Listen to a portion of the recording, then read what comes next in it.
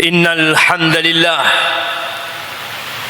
نحمده ونستعينه ونستغفره ونعوذ بالله من شرور أنفسنا وسيئات أعمالنا من يهد الله فلا مضل له ومن يضلل فلا هادي له وأشهد أن لا إله إلا الله وحده لا شريك له وأشهد أن محمدا عبده ورسوله وحبيبه وخليله صلوات ربي وسلامه وبركاته عليه وعلى آله وأصحابه أجمعين أما بعد فيا عباد الله أوصيكم ونفسي بتقوى الله فقد فاز المتقون.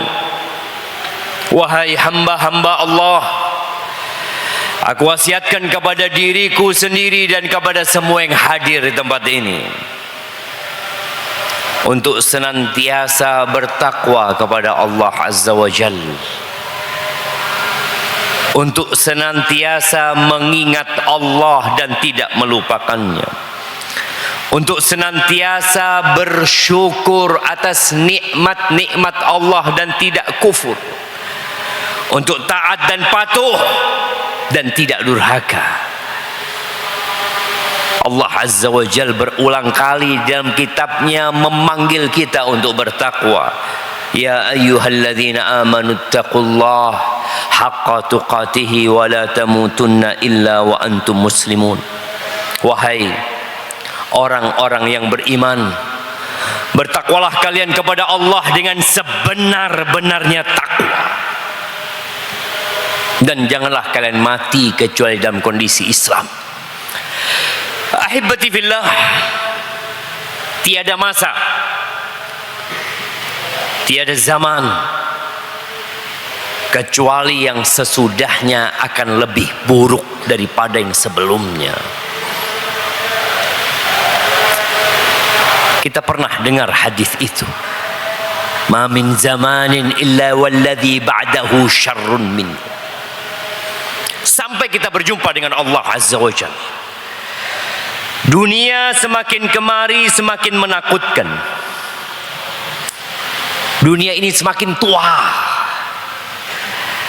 sehingga dia harus berias, bersolek untuk menutupi cacat-cacat yang ada di dalamnya. Kita tahu bagaimana orang yang sudah tua renta agar dia tampak menarik dan menggoda, maka dia harus bersolek dengan riasan yang mungkin tebal sekali, sehingga banyak orang yang tertipu dengan dunia. Allah Azza wa Jalla berfirman, yang firmannya diturunkan kepada Nabi kita Muhammad alaihi salatu wassalam lebih dari 14 abad yang lalu. Allah mengatakan, ya ayyuhan nas, wahai manusia. Allah memanggil seluruh manusia, yang mukmin dan yang kafir, yang tua dan yang muda, yang pria dan wanita. Ya ayyuhan nas, inna wa'dallahi haq. Kata Allah, sesungguhnya janji Allah itu benar. Kita akan mati, kemudian kita akan dibangkitkan kembali. Dunia ini akan hancur. Masjid yang kita lihat kokoh sekarang ini akan rata dengan tanah. Sawah-sawah yang kita lihat sedang menghijau akan menjadi debu, akan menjadi kering dan tandus. Allah akan bangkitkan kita, kemudian Allah akan berikan balasan kepada kita sesuai dengan amal perbuatan kita. Ada surga Allah buat orang-orang yang bertakwa, dan ada neraka buat orang-orang yang kafir dan tidak bertakwa. Lalu Allah mengatakan, fala taghurrannakumul hayatud dunya. Kalian jangan mau ditipu sama dunia. Jangan tertipu dengan dunia. Kita lihat sekarang dunia semakin tua sehingga dia berusaha untuk menampakkan hiburan-hiburan, sarana-sarana, fasilitas-fasilitas untuk memudahkan manusia sehingga manusia tertipu. Dulu orang naik onta, sekarang naik pesawat. Dulu orang kirim surat ya. Dulu orang tahu gimana capeknya hidup di dunia. Dia kirim surat berbulan-bulan baru sampai. Dia ingin tahu kabar saudaranya. Maka dia harus menunggu surat itu datang. Sekarang di belahan dunia manapun engkau kirim surat sekarang pula dijawab oleh mereka. Lebih menipu lagi dunia. Maka jangan tertipu dengan dunia. Wala yaghurrannakum billahil gharur. Jangan mau ditipu dengan setan. Kita lupa sama Allah gara-gara setan membuat kita lupa. Kita sibuk dengan dunia kita, lupa bahwasanya Allah menciptakan kita untuk mengabdi kepadanya. Jamaah rahimakumullah.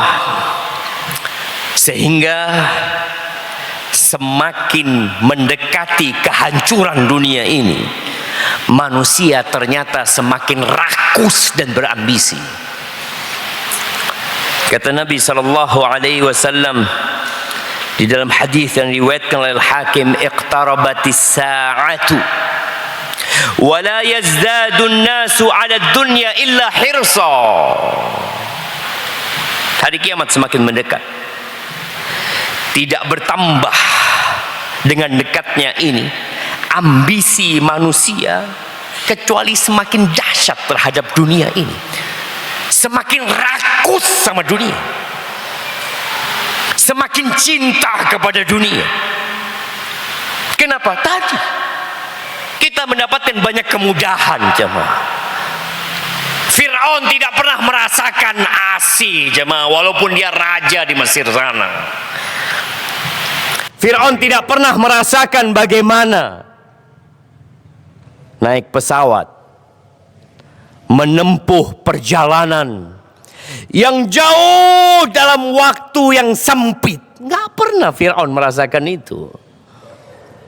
Nabi kita Muhammad alaihi salatu wassalam, sebagai manusia yang paling dicintai Allah Jalla Jalaluh, juga tidak merasakan fasilitas-fasilitas, sarana-sarana yang kita sekarang merasakannya. Sehingga ketika mendekati kiamat, sarana prasarana semakin canggih, kenyamanan manusia semakin banyak, dan manusia semakin cinta kepada dunia, semakin ingin menumpuk dunia. Dulu Allah katakan alhaakumut takatsur, dan hari ini pun tetap dikatakan kepada manusia alhaakumut takatsur. Tapi semakin menjadi-jadi ketamakan dan kerakusan manusia. Wala yazdaduna minallahi illa bu'da. Dan manusia semakin menjauh dari Allah Azza wa Jalla. Ahibati fillah, ambisi manusia terhadap dunia membuat kita lupa dengan aturan Sang Pencipta. Sebagian rela mengorbankan rahimnya, mengorbankan keluarganya untuk mendapatkan dunia. Sebagian rela mengorbankan kenyamanannya demi untuk menikmati sedikit dunia. Ahibati fillah, di antara kenyamanan yang dapat dirasakan oleh manusia sekarang ini adalah pinjol, pinjaman online. Dulu orang mau pinjam duit itu harus cari orang lain. sekarang dia berada di kamar tidurnya tanpa ada manusia yang mengetahui, dia bisa melakukan pinjol. Emangnya ada apa dengan pinjol? Ahibati fillah, orang dulu pinjam duit kalau butuh. Sekarang orang pinjam duit hanya untuk kesenangan, bukan karena kebutuhan. Islam membolehkan pinjam duit, tapi dengan cara yang sesuai dengan syariat. Tapi Islam juga mewanti-wanti kita jangan sampai berhutang kalau bisa. Kata Nabi alaihi salatu wassalam, la tukhifu anfusakum ba'da amniha. Kalian jangan meneror diri kalian sendiri. Ini belum ada pinjol jemaah. Nabi alaihi salatu wassalam sudah mengatakan kalian jangan meneror diri kalian sendiri, menakut-nakutin diri kalian, membuat galau hidup kalian setelah Allah berikan keamanan kepada kalian. Ketika Nabi menyampaikan itu alaihi salatu wassalam, sahabat tanya, gimana ya Rasulullah kita menakut-nakutin diri kita sendiri? Biddain, dengan berhutang. Orang yang berhutang itu harus menjadi budak pemilik uang akhirnya. Utang itu adalah hammun bil-lail wa dhullun bin-nahar. Utang itu kegalauan, kecemasan, ketakutan, kekhawatiran di malam hari, dan kehinaan di siang hari. Itu utang yang tanpa riba, membuat kita takut, nggak enak. Sedangkan sekarang orang jamaah semuanya dengan berhutang. Dan kita lihat ya, pedagang-pedagang besar, bagaimana dia menjajakan dagangannya dengan cara membuat orang itu berhutang. Engkau gak punya uang beli mobil, bisa 5 juta engkau punya mobil. Engkau gak punya uang untuk beli motor, 500.000, bawa tuh motor ke rumahmu. Mereka berikan penawaran-penawaran agar kita meneror diri kita sendiri, menakut-nakutin diri kita sendiri, padahal engkau gak butuh. Tapi dengan adanya kemudahan-kemudahan, dengan adanya tadi pinjam online, orang akhirnya melakukan peminjaman-peminjaman yang tidak butuh. Dia hidup dalam ketakutan. Dia sedang meneror diri dia sendiri. Apalagi kalau pinjamnya riba, maka dia akan mendapatkan 2 hal. Yang pertama, dia membuat dirinya dalam teror, dalam ketakutan. Yang kedua, dia mendatangkan laknat kepada dirinya. La'ana Rasulullah sallallahu alaihi wasallam akilar riba wa mukilahu wa katibahu wa syahidai. Rasulullah sallallahu alaihi wasallam melaknat orang yang makan riba. Sebagian kita melihat ini peluang untuk mendapatkan keberuntungan. Pemerintah kita di tahun 2024 ini sudah menutup hampir 10.000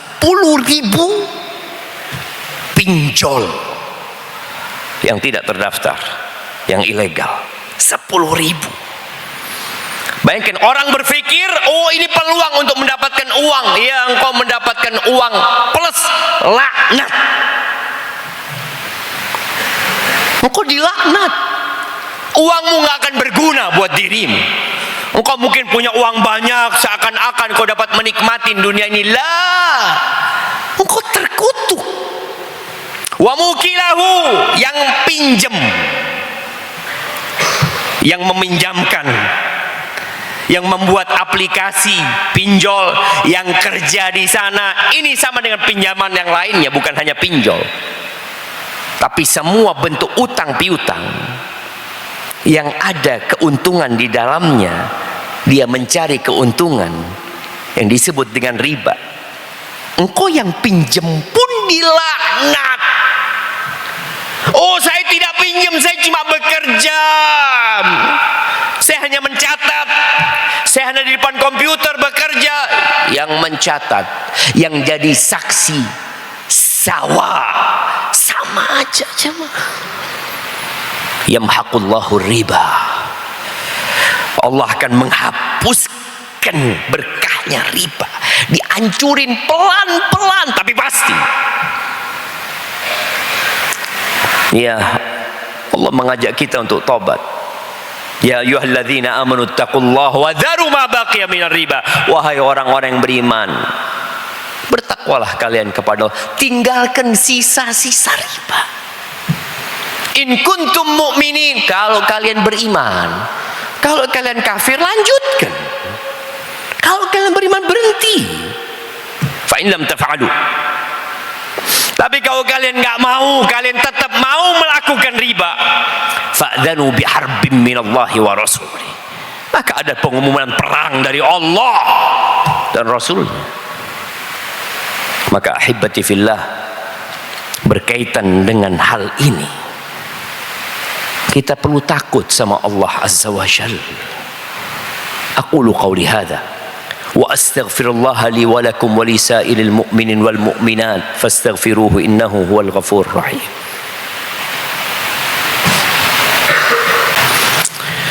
Alhamdulillahi rabbil alamin wa bihi nasta'in ala umurid dunya wad din.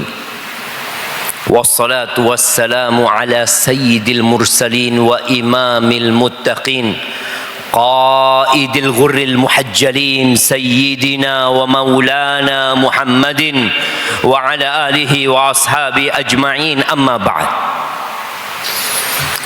Jamaah rahimakumullah, seorang yang berhutang kemudian dia tidak dapat melunasi hutangnya, di dunia dia akan hidup dalam ketakutan. Ketika dia mati, maka ruhnya akan bergantung dengan hutangnya. Orang yang mati syahid, mati di medan perang, kemudian dia dihidupkan kembali, kemudian dia perang sampai tewas di jalan Allah, kemudian dia perang kembali sampai tewas di jalan Allah, tapi dia masih punya utang, nggak diampuni jemaah. Nggak main-main urusan hutang. Jangan bermudah-mudahan berhutang. Engkau mau bisnis, cukupkan dengan apa yang kau miliki. Kalau harus berhutang, maka minta tolonglah sama Allah dan niatkan untuk melunasi. Dan bagi yang hari ini masih terlilit hutang dan hutangnya riba, bertobatlah kepada Allah Azza wa Jalla. Memohonlah kepada Allah agar diampuni dosanya. Sesali perbuatanmu, tinggalkan dan niat untuk tidak mengulangi. Lalu lunasi utang. Nggak mampu melunasi utang, mungkin engkau dulu salah niat. Perbaiki niatmu, kencangkan sarungmu. Orang yang benar-benar niat mau bayar utang, kadangkala dia harus berpuasa Senin Kemis, kadangkala dia harus berpuasa Daud, mengurangi makan untuk melunasi hutangnya, karena hutang ini akan dibawa mati oleh dia. Kemudian berdoa dengan doa yang diajarkan Nabi alaihi salatu wassalam, yang semoga dengan doa itu Allah lunasi hutang kita. Allahumma kfini bihalalika an haramik wa aghnini bifadlika amman siwak. Allahumma kfini bihalalika an haramik wa aghnini bifadlika amman siwak. Ya Allah, cukupkan aku dengan yang halal dari Engkau, sehingga aku tidak terjebak dalam yang haram, dan karuniakan kepada aku dari karuniamu ya Allah, sehingga aku nggak butuh sama manusia. Allahumma kfini bihalalika an haramik wa aghnini bifadlika amman siwak. Ali bin Abi Thalib mengajarkan doa ini kepada seseorang yang dia ingin membebaskan dirinya dan dia tidak mampu untuk melunasi hal itu. Kata Ali, aku dapat amalan ini dari Rasul sallallahu alaihi wasallam. Kalau engkau punya hutang sebesar gunung Sabir, Allah akan lunasi. Baca sekali, belum lunas. 2 kali, belum lunas. 3 kali, belum lunas. Terus engkau minta sama Allah Azza wa Jalla. Ketuk pintu Allah sekali, 2 kali, 100 kali, 1000 kali, 100.000 kali kau minta sama Allah Azza wa Jalla. Allah tidak pernah ingkar janji. Tapi kita harus buktikan kalau kita benar-benar bergantung hanya kepada Allah Azza wa Jalla. Ahibati fillah, inna Allaha wa malaikatahu yusalluna 'alan nabi. Ya ayyuhalladzina amanu sallu 'alaihi wa sallimu taslima. Allahumma salli wa sallim wa zid wa barik wa an'im 'ala 'abdika wa rasulika sayyidina wa maulana Muhammadin wa 'ala alihi wa ashabi ajma'in. Allahumma ighfir lil mu'minina wal mu'minat والمسلمين والمسلمات الأحياء منهم والأموات إنك سميع قريب مجيب الدعوات. اللهم انصر إخواننا المستضعفين في فلسطين. اللهم انصر إخواننا المستضعفين في غزة. اللهم انصرهم وأيدهم يا رب العالمين. اللهم دمر أعداءك أعداء الدين. اللهم دمر أعداءك أعداء الدين. اللهم دمر أعداءك أعداء الدين. اللهم أصلح ولي أمرنا وولاة أمور المسلمين. اللهم اكفنا بحلالك عن حرامك وأغننا بفضلك عمن سواك. ربنا آتنا في الدنيا حسنة وفي الآخرة حسنة وقنا عذاب النار. وسبحان ربك رب العزة عما يصفون وسلام على المرسلين والحمد لله رب العالمين.